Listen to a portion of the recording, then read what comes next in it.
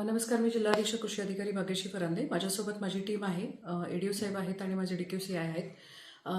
काल रात्री मध्यरात्री आपण सातारा जिल्ह्यातील वडीज तालुक्यामध्ये फार मोठ्या प्रमाणामध्ये बनावट खतं आणि कीटकनाशकांचा साठा जप्त केलेला आहे.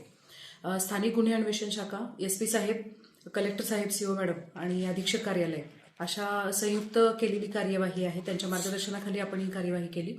याच्यामध्ये मोठ्या प्रमाणामध्ये बोगस DAP, त्यानंतर MOP, झिंक फॉस्फेट सारखे कीटकनाशके, त्यानंतर क्लोरपायरिफॉस सारखे कीटकनाशके मोठ्या प्रमाणात आढळून आलेले आहेत. बोरिक ॲसिड सुद्धा मोठ्या प्रमाणामध्ये आढळलेले आहेत. त्यामुळे आपण एका संशयिताला या बाबतीत ताब्यात घेतलेलं आहे आणि पुढील कार्यवाही चालू आहे. ह्या सगळ्या तपासामध्ये आपल्याला कीटकनाशकं, खतं, राऊंडअप सारखे गोष्टी सुद्धा, तणनाशकं सुद्धा सापडलेली आहेत आणि याची व्याप्ती फार मोठ्या प्रमाणात असण्याची शक्यता आहे. सातारा, सांगली, कोल्हापूर, पुणे, सोलापूर, रत्नागिरी, सिंधुदुर्ग या जिल्ह्यांपर्यंत ह्याची व्याप्ती असण्याची शक्यता आम्हाला प्राथमिक ह्याच्यामध्ये दिसते आहे.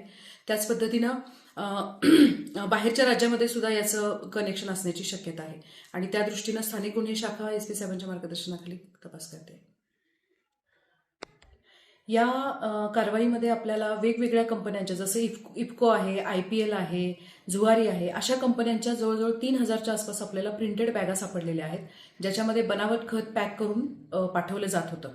त्याच पद्धतीनं ही कारवाई आपण असं म्हणू शकतो की पश्चिम महाराष्ट्रातली आतापर्यंतची सर्वात मोठी कारवाई ठरेल आणि जर सगळ्या जिल्ह्यांमधलं ह्याचं कनेक्शन सापडलं तर ही राज्यातली सर्वात मोठी कारवाई असेल. माझी सर्व शेतकरी बांधवांना या निमित्तानं विनंती आहे आणि आवाहन आहे की आपण कधीही खत खरेदी करताना EPOSवर खरेदी करावं आणि त्याची प्रिंट घेऊनच खत खरेदी करावं. त्याशिवाय खत खरेदी करू नये, मग शेतकऱ्यांची फसवणूक होणार नाही.